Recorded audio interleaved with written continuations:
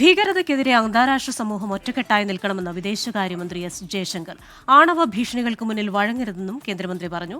ഐക്യരാഷ്ട്രസഭാ ആസ്ഥാനത്ത് നടന്ന പരിപാടിയിലാണ് നിലപാട് വ്യക്തമാക്കിയത്. The world must come together on some basic concepts. No impunity to terrorists, no treating them as proxies, and no yielding to nuclear blackmail. Any state sponsorship must be exposed.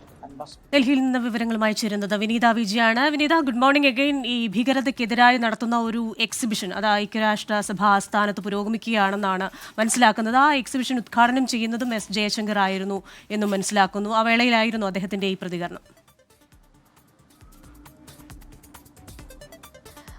തീർച്ചയായും Christina സൂചിപ്പിച്ചതുപോലെ തന്നെ ആ പരിപാടിയിൽ പങ്കെടുത്തുകൊണ്ടായിരുന്നു അദ്ദേഹം ഇത്തരത്തിലേക്കുള്ള ഒരു പ്രതികരണം നടത്തിയിരിക്കുന്നത്. ഒരിക്കൽ കൂടി ഈ ഭീകരതയ്ക്കെതിരായിട്ടുള്ള ഇന്ത്യയുടെ നിലപാട് അദ്ദേഹം വ്യക്തമാക്കുകയാണ് ഈ ഐക്യരാഷ്ട്ര സഭാ ആസ്ഥാനത്ത് നടന്ന പരിപാടിയിൽ പങ്കെടുത്തുകൊണ്ട്. അദ്ദേഹം പറയുന്നത് ഭീകരതയ്ക്കെതിരെ അന്താരാഷ്ട്ര സമൂഹം ഒറ്റക്കെട്ടായി നിലകൊള്ളണമെന്നുള്ളത് തന്നെയാണ് അദ്ദേഹം പറയുന്നത്.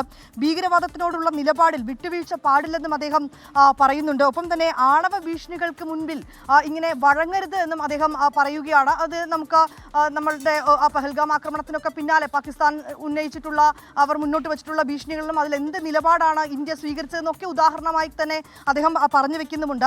ഭീകരതയെ പരസ്യമായി എതിർക്കേണ്ടത് അനിവാര്യമാണെന്ന് കൂടി വിദേശകാര്യമന്ത്രി പറയുകയാണ്. ക്രിസ്റ്റീനെ സൂചിപ്പിച്ചതുപോലെ ആ ഐക്യരാഷ്ട്ര സഭാ ആസ്ഥാനത്ത് നടന്ന പരിപാടിയിൽ പങ്കെടുത്തുകൊണ്ടാണ് ഒരിക്കൽ കൂടി അദ്ദേഹം ഭീകരതയ്ക്കെതിരെയുള്ള ഇന്ത്യയുടെ നിലപാട് വ്യക്തമാക്കിയിരിക്കുന്നത്. ക്രിസ്റ്റീന, ശരി, വിവരങ്ങൾ നൽകുകയായിരുന്നു വിനീത വിജി ഡൽഹിയിൽ നിന്ന്.